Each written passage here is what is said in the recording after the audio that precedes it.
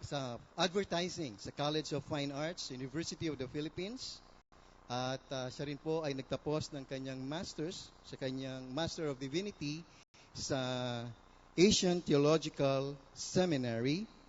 At siya po ay malapit na rin magtapos sa kurso pong Doctor of Philosophy sa Denver Seminary sa Littleton, Colorado.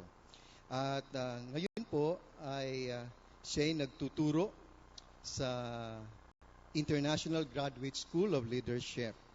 He is married to Rika for the past 32 years at meron po silang 3 anak. Siya po ang founder, director ng Leaders Impact for Transformation at siya po ay ang ating direktor ng Conservative Baptist Seminary Asia.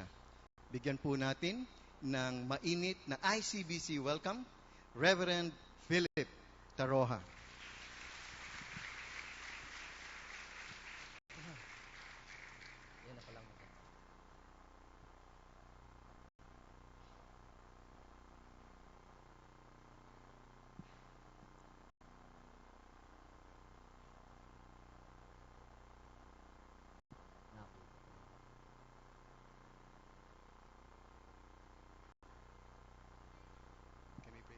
Let's pray for him.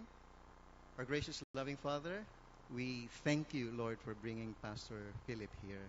And as he speaks, Lord, we pray that you'll use him as a vessel to speak to us, for we know that you've already spoken to him through this message. Empower him. And this is our prayer in the mighty name of Jesus. Amen. Amen. Magandang umaga po sa inyo. Ito pa yung naka-on? Yes. Meron ba? O no? Magandang umaga po sa inyo. Good morning. English pala itong grupong ito. Okay. Pakisabi nga sa iyong katabi-katabi. You look good today. Wow. Naniwala ka naman. Ano? Ako po'y natutuwa at nakabalik muli ako dito upang paglingkuran kayo at ang Panginoon sa pamagitan ng salita ng Diyos. At nagpapasalamat ako na sa 38th year anniversary nyo ay nabigyan ako ng pagkakataong ipagpatuloy ang napakagandang series na ito, Experiencing God. At ito po ay medyo malalim ang pagkatimo ng material nito sa amin sapagkat nung unang lumabas po yung book na yan, within the first 3 months, nakakuha po kami ng kopya from the US, Canada actually, at nasampulan muna namin sa CCBC bago ito dumating sa Pilipinas. Kaya nung pong mismong si Blackaby at saka yung si Claude, yung kanyang co-author, na-invite namin tungkol dito sa material na ito. At talagang magmula nun standard material na rin sa amin itong Experiencing God. Bakit nga po ba? Dahil talaga po ang Diyos ay totoo, dapat nating maranasan. Hindi po ba? Kung ang Diyos mo ay totoo, hindi sana Lord, sana. Minsan prayer natin, sana. No? Siya ay dapat tiyak. At hindi lang siya tiyak sa ating isip, puso, pati po sa ating pamumuhay. In our experience. Kaya napakaganda po ng Experiencing God. Sino po sa inyo ang dumadalo sa ating Sunday school nito? No? This is now Unit 11. Itaas ng mataas sa mga kamay. Total, aircon naman tayo. Okay lang. Yan. Okay. So kayo pong mga dumadaan dito, medyo mas malalim mas malakas mas marami kayong kinakaing material dito kasi talagang binabaybay niyo yung day 1, day 2, day 3. Napakaganda po nito. At kung hindi naman po kayo ay nasa series na yan, magandang ito ay gawin sa ating mga small groups sapagkat napakaganda po ng material, Experiencing God. 12 sessions. Pero nais ko pong bigyan ng summary ito para sa ating mga nag-aaral for the past 10 weeks or ewan ko kung gaano katagal nyo na binubuno ito, ay makita ninyo na yung pong shinare ni Henry Blackaby dito ay isang bagay na napakaganda. No? I would like to show the 7 realities of experiencing God. Na tayo po madalas, here is God, and we want to obey Him and experience Him. Ang ating proseso ay isang linya. Ganun, ano? Lord, eto ka, nakilala kita. Gusto kong makilala kita higit. So, we try our way. Di ba? We try, I attend Bible studies, punta ako sa church, magpe-pray ako, ganyan, ano? At pagdating natin dito, trying to obey the Lord, pagod na tayo. No? Parang napakahirap yata ang gawin itong buhay Kristiyano.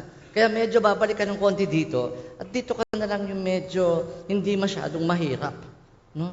Kaya hindi mo na ngayon naaabot yung gusto ng Panginoon sa buhay mo, na makilala mo siya ng higit malalim at ma-obey mo siya o maisagawa mo ang dapat mong gawin sa lugar na yon. Dito ka, compromise. At hindi natin nauunawaan na may paraan ng Diyos yung yun. No? May paraan ang Diyos paanong siya ay makilala mo at matuntun mo kung paanong sa iyong pagkakilala sa Kanya, siya ay iyong maranasan at and you can experience the power of the Holy Spirit at work in your life. So, let me tell you, honestly, 8 out of 10 Christians do not know the power of God in their lives. 8 out of 10 Christians live in their own power. Talunan sila. Siguro, they can show some type of Christian manifestation, compliance, ang tawag ko doon. Pero yung power and the love of Christ, yung masasabi mong, ang Panginoon ito, kamay ng Diyos ito, kakunti lang po maaari makapagsabi niyan. Subalit sa inyong pag-aaral, God wants you. Ang will ng Panginoon ay maranasan mo siya. Kaya, meron pong 7 steps sa totoo lang. Hindi yung 1, diretso 7. No? Tignan natin. Una, number 1, makikita po natin na God is always at work around you. Basahin nga natin, go. Can you see that? Pag hindi nyo siya nakikita, then pagpatuloy natin. Bakit di ko nakikita? Bakit di ko nararamdaman? Pero you know, God is always at work in your life and around you. And when God is always at work in your life and around you, number 2, basahin natin mga kalalakihan, go. God pursues a love relationship with you that is real and personal. He starts that as He's working around you, He starts by connecting to you. Magiging anak ka ng Diyos. At pagiging anak mo ng Diyos, parang isang baby, no? Connected ka, ikaw yung magulang niya. And that begins a relationship. Anong klaseng relationship? Of love and intimate relationship. Real at saka personal. Hindi religious relationship. Okay? Yung bang pupunta ka sa church, religious relationship. Attend ka ng Sunday school, religious relationship. Religious experience. Hindi po. Personal. Okay? And in that love relationship, una po nating mararanasan dito ay dalawa ang love natin sa buhay natin. Na? Una, yung love natin sa sarili. Na ito'y kakumpit ng dapat love natin kay God. At ito yung pinakamatagal no? Yung love relationship na yan. Subalit habang natututo kang iwasan and to hate sin and darkness and begin to love God, He moves you over to the third, no? Kababaihan, go.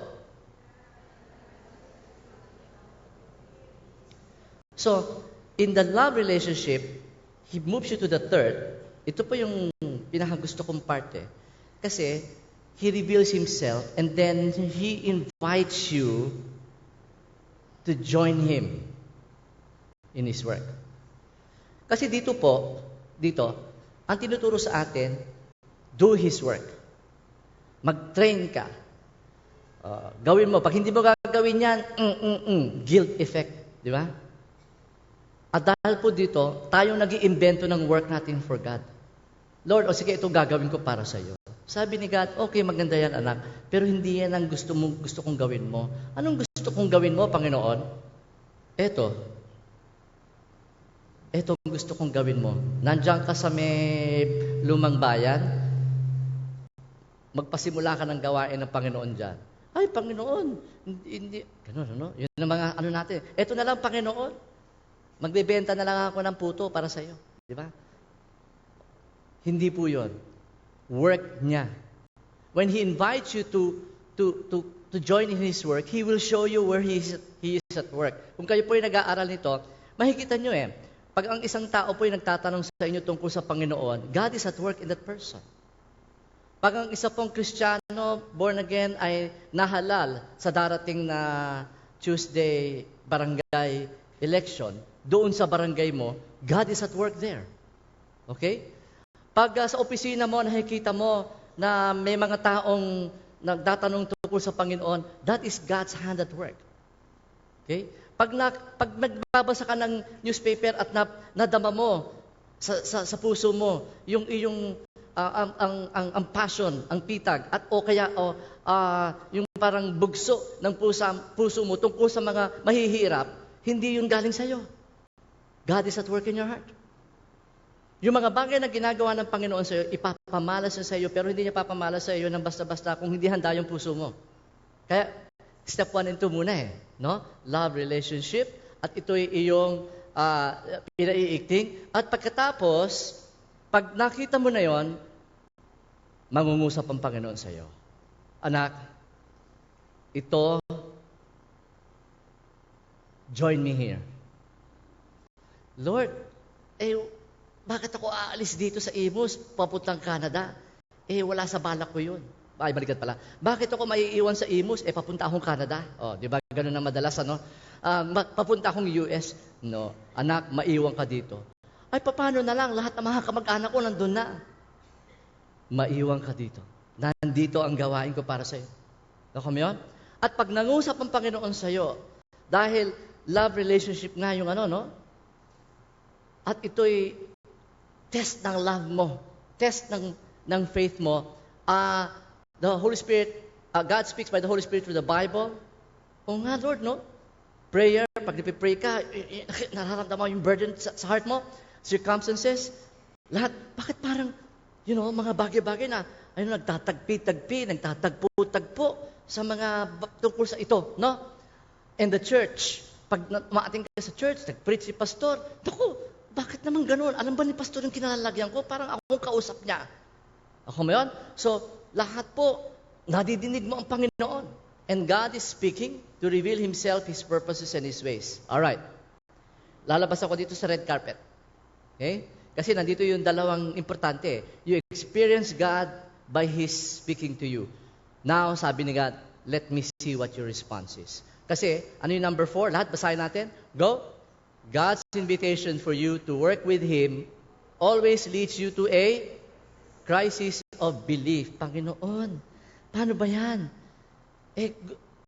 Na-approve na nga yung aking visa sa Canada. Hindi ba yun ang will mo? Pinag-pray ko yun Lord. O ngayon, na-approve yung aking visa sa Canada. Hindi mo alam sinuhulang pala si gano'n, kaya no? Mali pala yung makakakuha ng visa sa Canada. No? O kaya visa sa US. O visa sa Dubai. O visa sa kung saan man. No? Di ba will mo, Lord John? Sabi ni God, sige, mag-decide ka. Mag-decide ka. Crisis of belief. Yan ang test of faith. Marami pong mga Kristiyanong hindi lumalago sa Panginoon, nandito lang sila. Hindi nila nadidinig ang Panginoon. Maraming Kristiyano din, may iilan, nadidinig na ang Panginoon. Pero iilang Kristiyano ay nandito. Maring ikaw na nandito. Nangusap na ang Panginoon sa iyo, subalit hindi ka pa sumasagot. Anong tugon mo? Kasi crisis of belief It's either you're going to have to give up something, give into something, give away something, whatever. Pero dito, crisis of belief. Kasi Panginoon, kung tinatawag mo ako dito, therefore, kahit na lahat ng nangyayari dito, parang hindi ko yata kayang gawin, I will obey. Or, Lord, mahirap masyado, dito na lang ako. Ano yun? Pag dito ka na lang, hindi mo na madidinig ang Panginoon.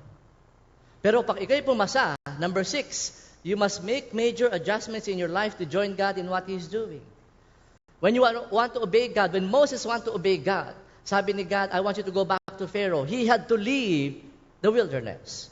When Joseph was going to obey God, to be who God wants him to be, hindi niya alam ang plano ng Panginoon, pero siya ay, ang nangyari kay Joseph, siya ay ginawang DH sa buhay, domestic helper sa bahay ni Potiphar. At hindi lang pa, ay naipadala sa maximum penitentiary nang wala naman siyang kasalanan. Okay? Napakalaking adjustment na buhay na kailangan niyang gawin. Alright? When God asks you to do something and you say yes, you must say no to some things in order to say yes. Kailangan mag-adjust ka ng buhay mo. Love, hindi na ako tutuloy sa Abu Dhabi. Bakit? Nangusap ang Panginoon. Ano? Bakit? Paano na lang tayo? Yung mga schooling ng mga bahay. Nangako pa naman ako sa ating mga anak na bibili tayo ng 61-inch na flat screen. Ang mga ganun ba? No? Hindi po nangusap ang Panginoon. Mag-a-adjust ka. Mag-a-adjust ka sa buhay mo. Give in, give up, give away, give to. Love, itong ating bonus, di ba, pinipray natin sa Panginoon, 1.5 million, pwede ko nang bilhin yung gusto kong kotse. Nangusap ang Panginoon, ano hala? Ibigay ko sa gawain ng Panginoon. Ano ka? Huwag naman, ang laki lang pera niyan. Di ba? Nangusap ang Panginoon Wow, what an adjustment, di ba? When God speaks, He expects you to obey. And in your obedience, kailangan kang mag-adjust. At pag mag-adjust ka, ready ka nang mag-obey. Basahin natin itong number 7. You come to know God by experience as you obey Him and He accomplishes His work through you. Yun po yung 7. Nakuha niyo yun? So, sinamarize ko lang yung 10 sessions na dinaanan ninyo. Okay? Although last week was the church. Tama po ba? No? Sapagkat pag ikaw ay tumanggap sa Panginoon, dadaling ka niya sa community. At yung community ay gagamitin ng Panginoon para sa kingdom. Ngayong araw na to. Alright. So tayo po'y manalangin muna at tuloy-tuloy na ako ngayon sa susunod kong section. Ako po'y teacher, kaya dire-diretso lang po ako. Okay? Pero mamaya pastor ako.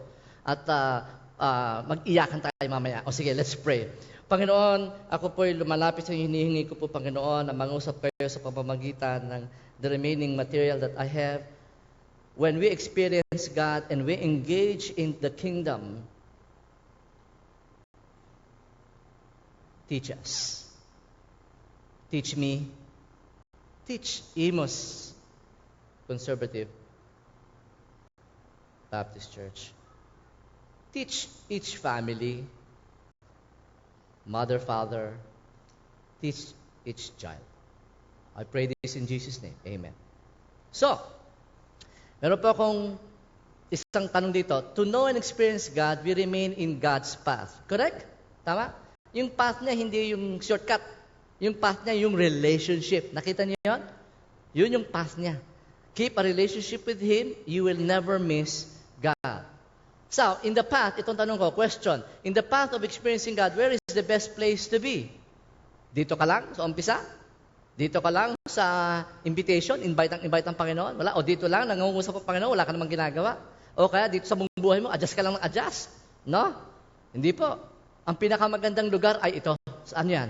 Obedience. Obedience. Obedience is the best test.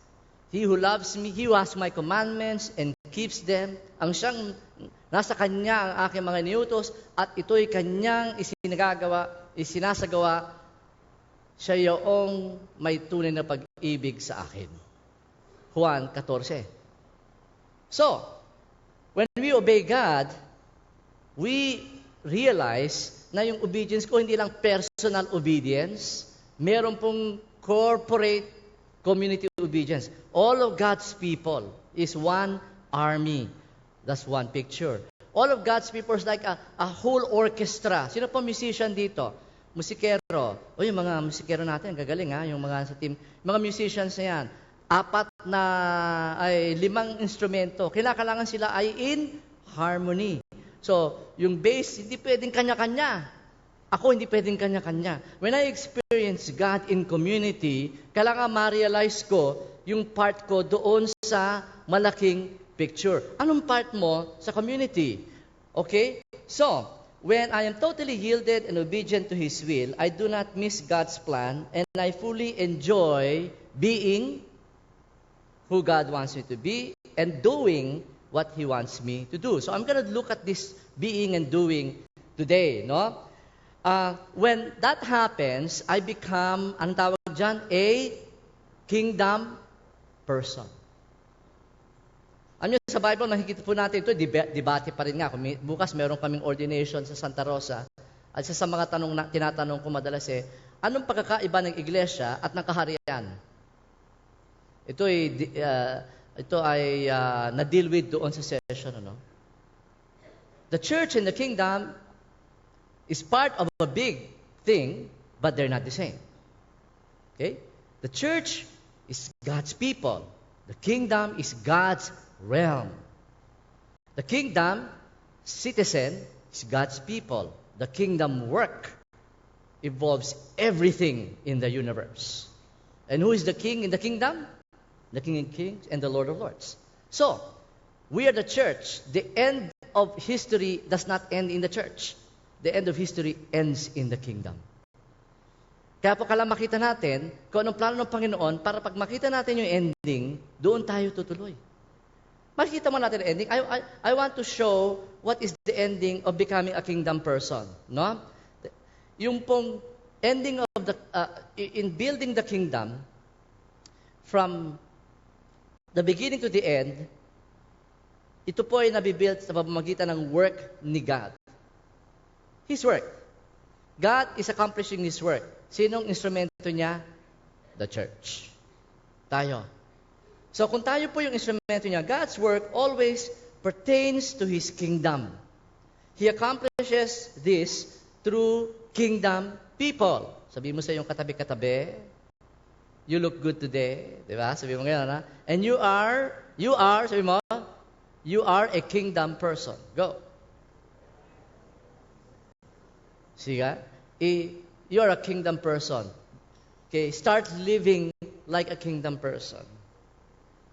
Ikaw ay miyembro ng kaharian ng Diyos.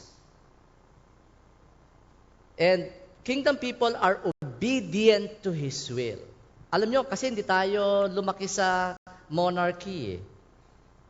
For most part, history ng humanity, democracy later na yun . It's a modern thing, democracy. Most of history, monarchy. May hari, may mga citizens. At sa monarchy po, simple. The king is always to be obeyed. At dahil po we now live in the kingdom, we must embrace becoming a kingdom person. So become a kingdom person, sinabi na ng Panginoon ito. Ikaw ay kingdom person. Basahin natin ito, memorize natin ito. Go. But seek ye first the kingdom of God and His righteousness, and all these things shall be added unto you. Alam nyo, kasi ang buhay ng Kristiyano ngayon, tayo ngayon, nauubos yung oras natin sa all these things shall be added unto you. Saan ang pantuition, saan ang pagkain, anong kinabukasan, doon, ubos ang oras natin doon. Sabi ni God, hindi kayo ganyan. All these things, I will give to you. Promise ko yan, pangako ko yan. Because you are higher than the rest of humanity. Na ang buhay nila ay para lang makaalpas. Yumaman, dumami. At pagkatapos patay na sila, wala na. No, you are a forever family. Forever people. At you are members of the kingdom. Right? You are my citizens. And your life, ang buhay niyo po ay hindi ganyang kababa. You are kingdom people. Seek this kingdom first. And when you find that kingdom, all these things, lahat to, will be added unto you. So, himayin ko po itong passage na ito. Seek ye first the kingdom of God.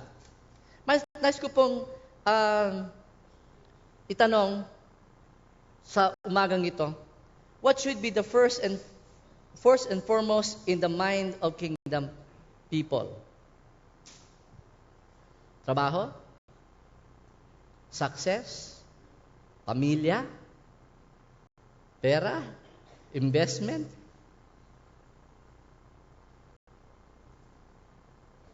Survival? Lahat yan iniisip natin, di po ba? Pero yung pinaka-first, yun ang kailangan natin matutunan. If we experience God, our mind will be renewed. Ano yun? If you're experiencing God, nababago yung isip mo. Nababago kung ano ang prioridad mo. Nababago kung ano yung una mong iisipin. At parati mong iisipin. At huli mong iisipin bago ka matulog. And ito po yung napakahalaga. Nais ko pong bigyan kayo ng picture. Ito po yung passage kanina, no? Revelation 7:9. Sapagkat yung Revelation 7:9, it's a picture of the kingdom sa ending. Nais ko muna explain ito, ha? Sino po sa inyong nanonood ng sine sa DVD? Sa bahay nyo? Kasi, di ba? DVD, di ba? Yan, no? Manonood ka ng DVD. Papasok mo yung DVD. Ano yung unang lalabas? Yung iba kasi automatic play na, di ba? Pero yung iba naman, ang uunahin yung ilabas? Yung menu, di ba? Chapter 1, 2, 3. Ganyan? Nasubukan nyo na ba yun? Alam nyo, ako pag nanonood ng DVD, pag hindi kasama yung pamilya, ang una kong inuuna ay yung huling chapter. Bakit naman, Pastor?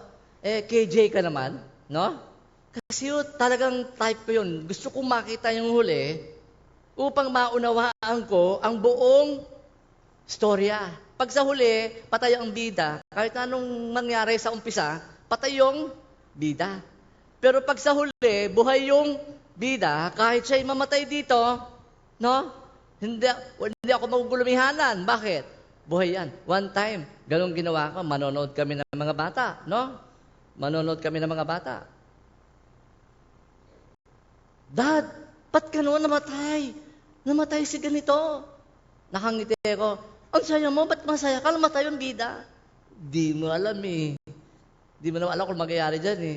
Patay na nga, ayun, no? Ililibing na. No, yun na, ililibing na. Nakangiti ako. Bakit? Buhay siya. Paano mo nalaman? Ay, Daddy ha, dinignan mo na naman yung ending, no? Di ba? Pag nakita mo yung ending, kahit ano pa man mangyari, di ba?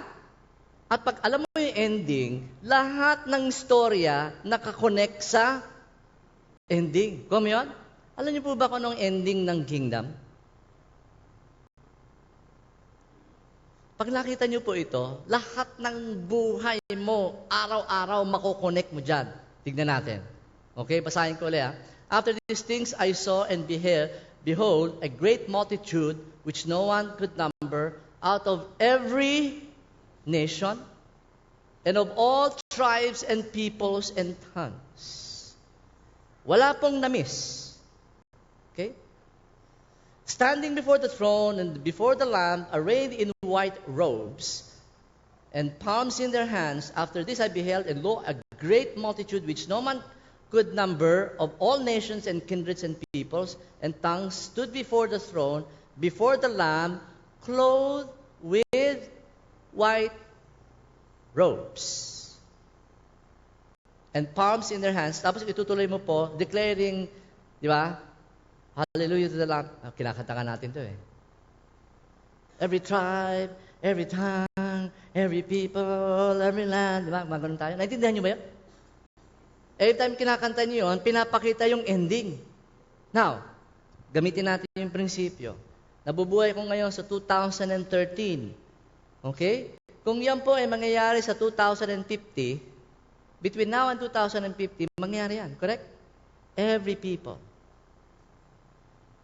Sino yung mga nakatayo yun? Ang nakatayo po sa kanila ay iba't ibang klase, pero meron po silang iisang picture. Sila ay clothed in white robes. Ano ibig sabihin yan? I will explain that. Because this is a kingdom picture. At paano ang Imus ay magiging parte nito? At kung, kasi po, marami mga churches, kani-kani yung mga programa. Siya ba'y kasama dito sa ending na ito? Kani-kani yung programa. Yung mga programa natin, yung programa mo sa buhay mo, yung nangyayari sa buhay mo, sa iyong personal na buhay, sa pamilya mo, sa iglesyang ito, sa small group mo, sa opisina mo, sa eskwela mo, yan may na i-relate mo, na i-connect mo doon sa ending picture na ito. Sapagkat kapatid, kung gusto mo ma-experience ang Panginoon ng fullness araw-araw, ito ang parati mong nasa isip. The kingdom of God coming. So, nais mong umpisahan. But seek first, I must adopt the mindset of the kingdom. So, kayo na ako pa pinagsasabi yung mindset eh. So ngayon, sinasummarize ko, yung mindset mo, hindi na kung ano man, ako'y manager nito, ako'y ganito, you are that. Pero first and foremost, you are a kingdom citizen. Kaya po totoo, dito ko yata na-pick up yun sa Imus. I am an engineer who happens to be a Christian. Hindi po. Dito ko nakuha yata sa sa Imus. I'm a Christian who happens to be an engineer. I'm a Christian who happens to be the mayor. I am a Christian who happens to be the treasurer. I'm a Christian who happens to be a puto seller in the I'm a Christian who happens to be kahit ano ka, ikaw unang-una anak ng Diyos, kingdom citizen who happens to be yun. Yun ang mindset. Let me further tell this. I'm a child of the King of Kings. Paano bumabuhay ang child of the King of Kings? Kapatid, pautang. Diba? Pastor, ako po'y nahulog. Bakit? Dali ka sa ospital. Hindi po yun. Is that the child of a king? What? Ano itsura po ng child of the King of Kings? Diba? Mindset. Kung ikaw po ay child of the King of Kings, I am a servant also of the King of Kings. Pag servant ka of the King of Kings, I want you to do this. Sabi sa isang accountant, medyo magkakagulo. Pag pumasok ang BIR dito, ayusin mo yung libro. Kristiyano yung accountant. Boss, hindi ko pwedeng gawin to. Bakit? Kasi po, I'm a child of the King of Kings. Ay, kung ako binibigyan ng mga ganyan-ganyan, ayusin mo ito, I will fire you. Fire me now. I serve only one in my life, my God. Isipin mo, 48 years ka na sa kumpanyang ito. Sige ho, fire me. 48 years, malaki po yung aking niyan. Pero I will not do what my king does not want me to do. Lako nyo? Alam nyo, pag hindi nyo ginawa yung steps 1 to 6, hindi nyo kayang gawin yun eh. Pero if you are walking with God, and you're doing steps 1 to 6, you will be able to obey God. Third, I am an ambassador of the King of Kings. Ito bawat isa, isang message. Okay lang, no? Alam na po natin to. Ambassadors, kung ano sinasabi mo, na pinapakita mo, kung anong iyong pinapamalas, represent the country you belong. I am a close friend to the ambassador of the Philippines in Dubai, and also in Oman. Pag nandun ako, tatawag lang ako sa kanya, okay na, may dinner ako somewhere, or meal or lunch, and we talk like barkada. Pero pag nag-uusap kami, pati magbarkada, when we joke around, sasabihin niya, Phil, wag mo akong papansinin if I'm too straight ha, kasi I'm an ambassador. Even these waiters look at how I laugh and dress and behave. You know that I represent the country. Pagdating sa Maynila, sige, shorts lang tayo. At saka, pero dito, iba. Yes, naiintindihan ko, kapatid. If you're an ambassador of God on earth, paano ipapamuhay? Yun ang mindset. Okay, ituloy natin. But seek first, yun ang mindset. the kingdom of God and His what?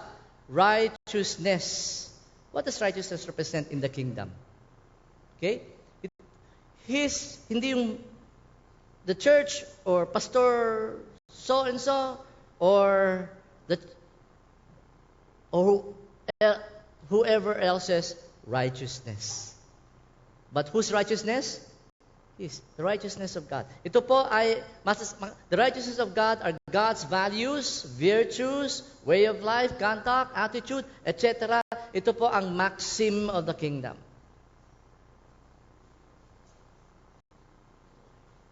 This is the rule of the. If you are a kingdom people, ang pamumuhay mo ay tuwid. Daang matuwid. Hindi paliko-liko. Paano ba yun? Hindi ko makakuha, no? Daang matuwid, no? Kaya, alam nyo, batikos, sabihin mo na't lahat. Sabihin mo na kung anong mali, kung anong kulang. Pero tama po yung direksyon ng bansa natin kung ang ating pinaninindigan ay dapat, daang matuwid. Kaya sa eleksyon, please, ang iboto nyo po, yung matuwid. Pero, pumunta tayo sa kampanya no? Yung pong maxim of the kingdom ay righteousness. So, yun din ang iyong dapat ipamalas sa buhay mo at ang maxim of the kingdom, sandali, no?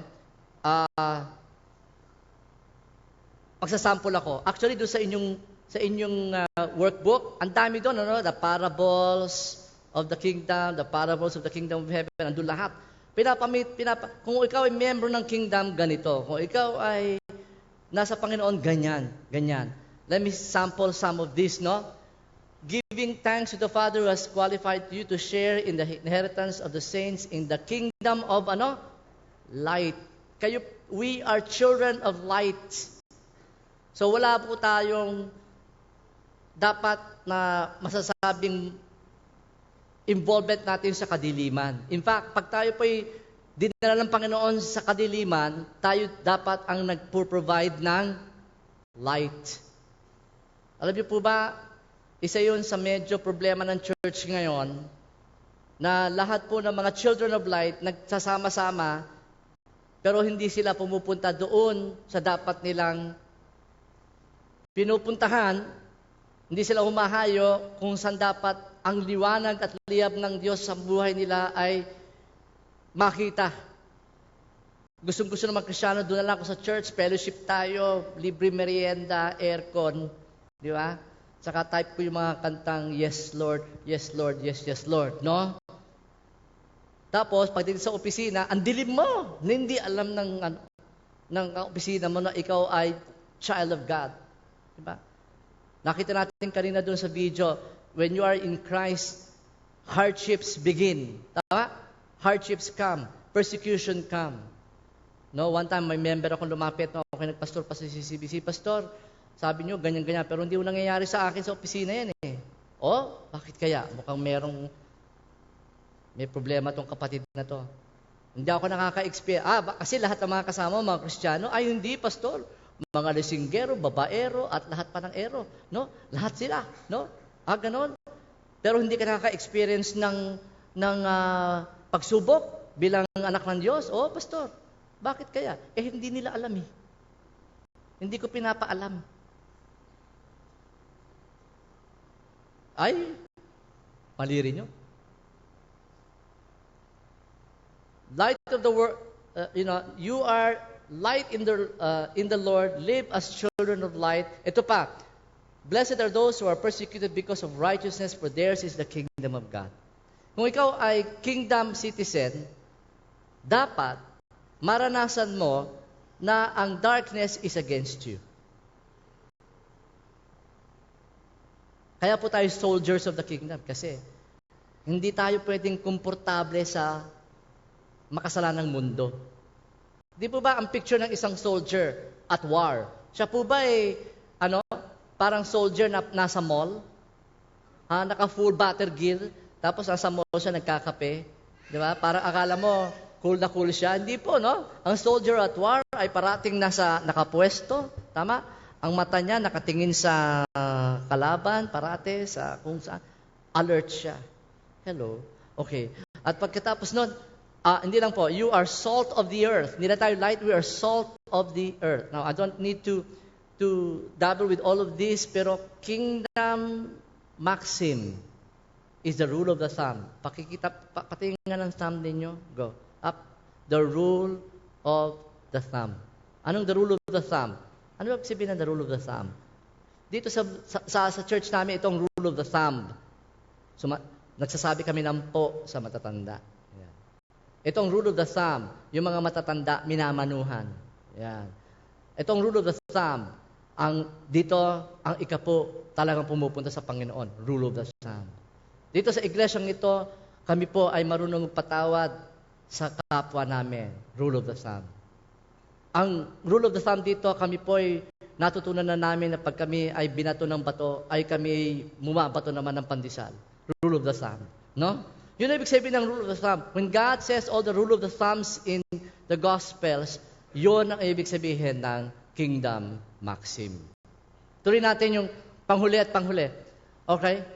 Luke chapter 4, but he said, I must preach the good news to the kingdom, sabi ng Panginoon, the good news of the kingdom of God to other towns also. So, sino nagsasabi niya ng Panginoon? And then, because that is why I was sent, and He sent them out to preach the kingdom of God.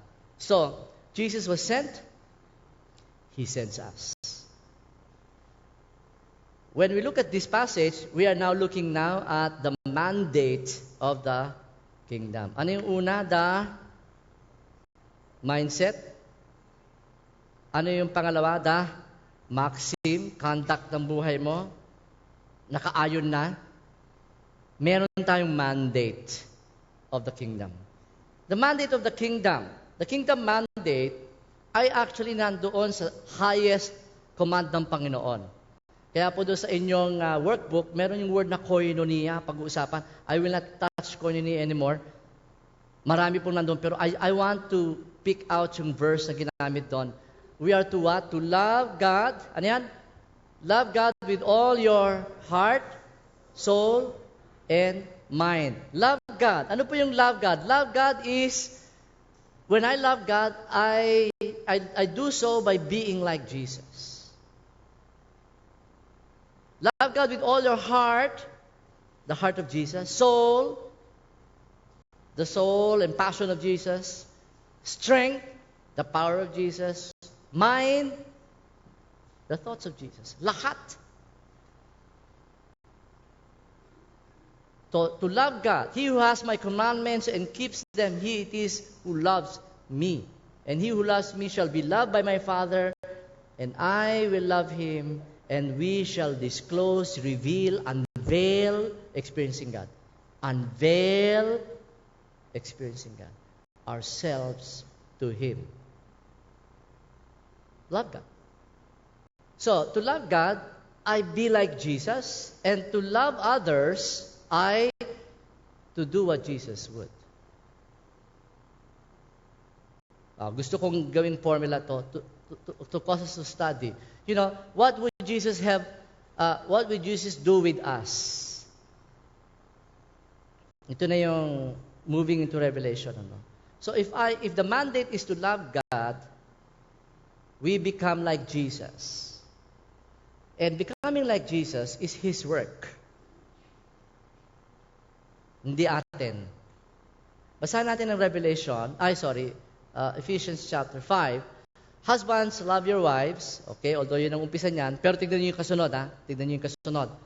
Even as Christ also loved the church and gave Himself up for her, that, ito yung purpose, that He might sanctify her, having cleansed her by the washing of water with the word, to present the church to Himself, a glorious church, not having spot or wrinkle or any such thing, but that it should be holy and without blemish. Ito, I want to step here for a while, para mas malapit ako. Because I want you to feel my heart here. Bakit po namatay ang Panginoon sa krus? Bakit? to save mankind. Correct? Di ba?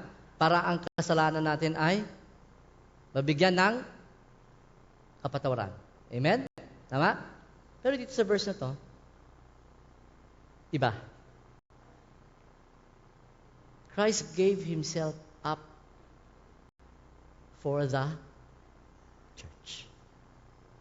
Yung pagkamatay niya, may pangalawang reason. Huwag niyo pong imimiss ito. Namatay siya para sa kapatawaran ng kasalanan ko. Praise God. Pero namatay siya upang ako'y tubusin bilang kanyang, ano kaya yon? Bakit niya kailangan linisin ang church? At ang church na ito ay kailangan niyang hubugin. At ang iglesyang ito ay kailangan niyang ihanda. Upang ang iglesyang ito ay kanyang mai-present to Himself. Tagalogin mo nga yun. Ako hindi Kabitenyo eh. I-present the church to Himself. Ang iglesia ay kanyang i-alay sa kanyang sarili. Bilang ano?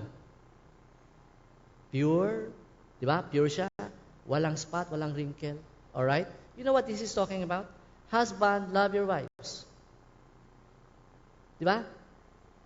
Someday, Jesus is going to be the bride, the groom. Sino po yung bride? The church. Now, don't miss this mga kapatid sa Imus. Kung ako po si Kristo, okay, kung ako po ang Panginoong Yesus, I am passionately waiting and looking forward to my marriage. Huwag niyo pong imimiss yun.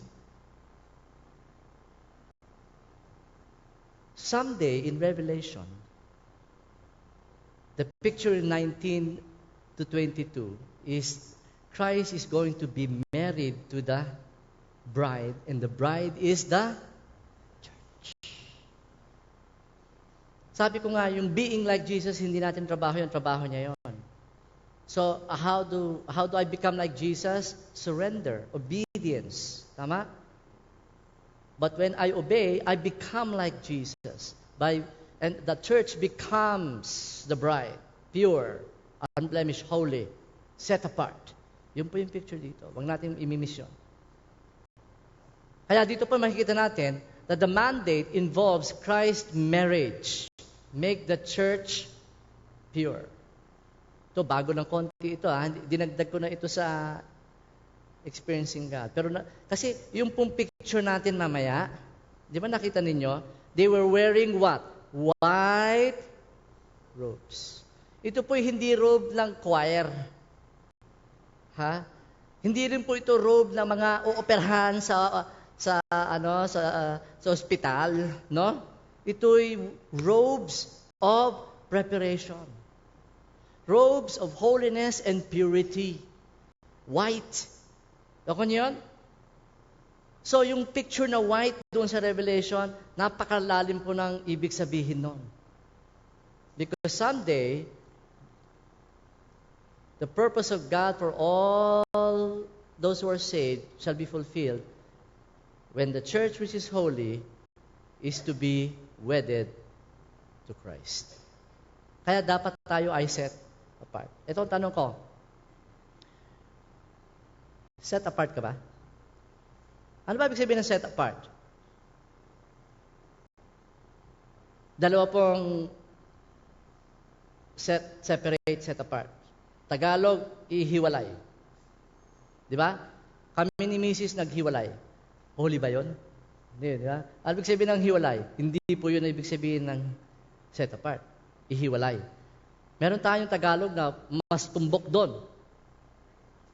Ibukod. Ito ba yung Cavite Tagalog? Ibukod? No? Ay, ibukod mo ko ng 5 mangga dyan sa piling. Bakit po? Ay, dadalhin ko yan sa akin kumarit ay gustong-gusto niya. Ano yung ibukod? Di ba? Pareho din, di ba? Parang naghiwalay ka ng 5. Kuwari, ako sa bahay, uwi. Ibukod mo nga, bumili ako ng 12 mangga. Yung 3, ibubukod ko.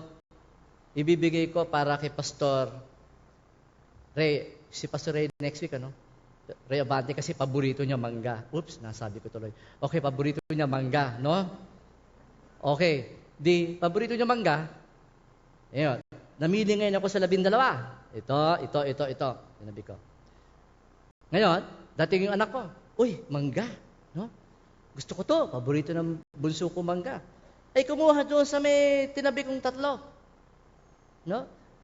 Pagkuha niya, nakita ko, anak, huwag mong galawin yan. Bakit? Yan set apart. Para kay Pastor Ray yan, 3 yan. Pareho lang. Tama? Tama naman siya, di ba? Pareho lang naman ng ibang mangga. Correct? Pero yung 3, binukod. Hindi pwede, ibinukod yan, set apart yan, anak. Ay, sige. Mas malaki to. Bakit ikaw ay binukod? Tama? Why are we set apart? Para tayo ay para sa Kanya lang. Sino po sa inyo ang bago dumating sa iglesia ngayong umagang ito, papunta rito, bago umalis ang bahay ay nagsipilyo? Patingin na mga kamay ng mga nagsipilyo dito. Ay, wala nagsipilyo, Pastor. Ay, kukunti lang nagsipilyo. Tignan mo. Tignan mo yung katabi mo. Ngumiti ka nga. 1, 2, 3. Yan. Uy, may tinga. Okay, no? No? Nagsipilyo ka, di ba? Okay. Ilan po ang, ito, medyo lalapit ako sa audience. Sister, anong pangalan mo? Teya, ilan ang tao sa bahay nyo? 5. Okay, 5. Ilan po ang toothbrush sa bahay nyo? 5. Wow, ayaman nila. Tigi-tigi isa kayo? Tigi-tigi isa kayo ng toothbrush? Anong kulay po yung sa inyo? Pink? Pink. Wow, yaman nila. Tigi-tigi isa silang toothbrush. Ang hirap ng buhay. Hindi ba pwedeng para magtipid, di ba? Ay, nako, Pastor, hindi pwede. Ugasan mo. Pwede ba yun? Hindi pwede, di ba? Hindi pwede. Bakit? Ang sipilyo ay set apart for you. Nakon yun? Set apart for you. Tinatawanan natin to. Pero alam niyo ba, gusto kong tanungin kayo. Hindi tumatawa ang Panginoon pag ang iglesia ay hindi set apart. The kingdom mandate is the church has to be set apart. Hindi siya pwedeng gamitin kahit kanino pa. Ikaw natuturpas kayo ng umaga, kumakanta ka pa, nagpa-practice ka. Heart. Kasi nga, wala kang ngipin. Bakit? Gilagid ko yung inano ko yun. No. Give that to the Holy One. Give thanks because He's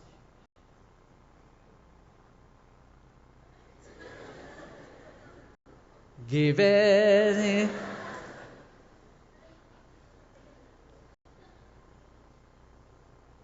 It can be amusing, but it is not amusing to God if the church is not set apart. Kung ang mata mo ay tumitingin sa hindi dapat tingnan.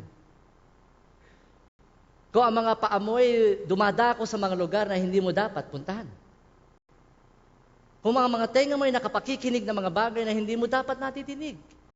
At ang kamay mo ay humahawak sa mga bagay na hindi humahawak. Kung ang pera mo ay ginagamit sa hindi dapat. Kung ang katawan mo ay hindi para sa Kanya. Nako niyo po ba? I am emphasizing this. Kaya ako lumapit sa inyo. Sapagkat the passion of Christ is to marry a pure church. 38 na po tayo dito. Matanda na tayo. No? Pag ang Panginoon po ay pumunta dito at tignan niya tayo, anong nakikita po ba niya? White robe?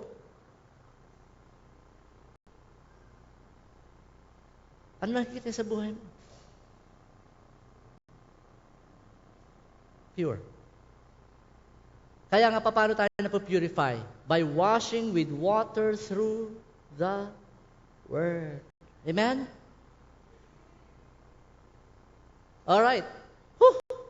Yun ang pinakamabigat kong point sa buong araw na to. Susunod na ako. Of course, kilalang kilala na natin sapagkat what would Jesus have us do? What would Jesus do with us? Purify us. What would Jesus have us do? Go and make disciples.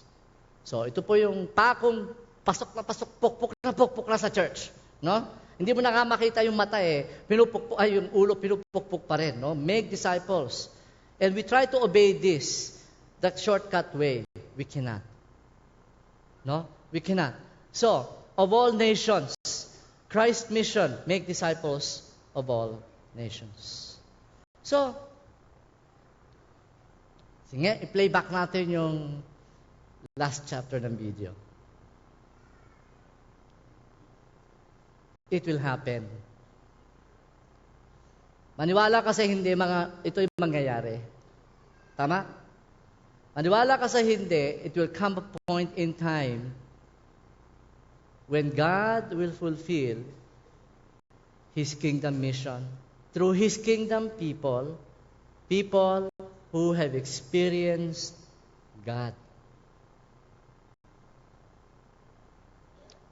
Kaya po, nais ko pong i-encourage, i-challenge, i-remind ang lahat. You no longer are your own. You have been bought with a price. And the price that was paid to buy you was the blood of Jesus. It's the most precious payment for redemption ever paid. That's how important and precious you are to God. Do not waste that calling. Church. Let us review. To become a kingdom person, number 1, basahin natin, Number 2, I must manifest the maxim of the kingdom. And number 3, I must carry out the mandate of the kingdom. Tayo po'y manalangin. Panginoon, mga bagay na alam na po namin. Siguro may mga ilang bagay na natutunan kong for the first time, yung pala ibig sabihin nun. Pero, Panginoon, subalit ang mga bagay na nadinig ko po ay hindi mga bagay na bago, subalit ito po ay naihayag at nailapag sa akin ng paraang nauunawaan ko bilang isang miyembro ng iyong kaharian. As a citizen of heaven, O God, I realize I have been living more like a citizen of earth. Forgive me, Lord. I repent. Lord, I do not know how to live like a citizen of the King of Kings and the Lord of Lords. Teach me. Lord, I do not have the power to carry out the kingdom mandate. Empower me. Lord, I do not have what it takes to serve you as my king, to be an ambassador, to be a soldier, to be a servant in the King of Kings, in the kingdom of God. Lord, provide and enable me. Panginoon, salamat sa pangako na someday I will be one of those counted in Revelation 7:9, wearing the white robe. At akin pong, and I'm waving before you, I'm one of the countless, Lord, waving before you the palms of praise, of hallelujah, and of worship to the Lamb. Because someday, O God, yung pong nakita namin sa Revelation will happen. Today, I choose to live my life to prepare for that. I choose to live my life upang bawat araw ko will count for that day. I choose to live my life so that on that day, O God, I will be all that you want me to be. Amen. And I would have done all that you have commanded me to do. I pray this for Imus, oh God, Imus Conservative Baptist Church. Lord, you will just be with them as they're learning dito po sa series na Experiencing God. Na they each and they as a church will show to the entire Cavite, Southern Luzon, the entire country, and wherever you have placed them, God is real. Thank you in Jesus' name. Amen.